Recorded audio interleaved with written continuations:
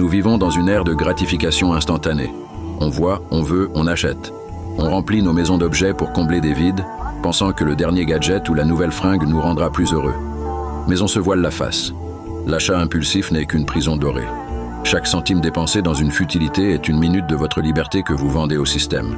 Beaucoup de gens pensent avoir les moyens simplement parce que leur carte bancaire n'est pas refusée.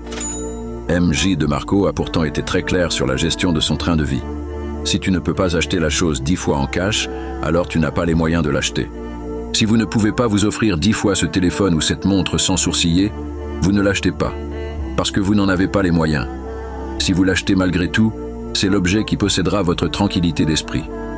On entend souvent que « l'argent ne fait pas le bonheur ». C'est une phrase que les gens utilisent pour se consoler de leur pauvreté. Mais comme le dit si bien le livre, « l'argent ne fait pas le bonheur, mais il peut considérablement vous soulager pendant que vous êtes malheureux. L'argent n'est pas une fin en soi, c'est un outil de liberté. Ce n'est pas pour accumuler des objets que l'on cherche la richesse, mais pour ce qu'elle permet réellement. 1. L'argent achète la liberté de voir vos enfants grandir. 2.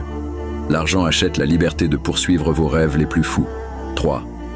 L'argent achète la liberté de faire bouger les choses dans le monde. 4. L'argent achète la liberté de construire et de consolider des relations. 5.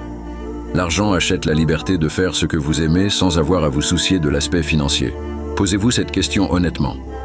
L'une de ces affirmations pourrait-elle vous rendre heureux? Je suis prêt à mettre ma main au feu. Elles ne vous rendront certainement pas malheureux.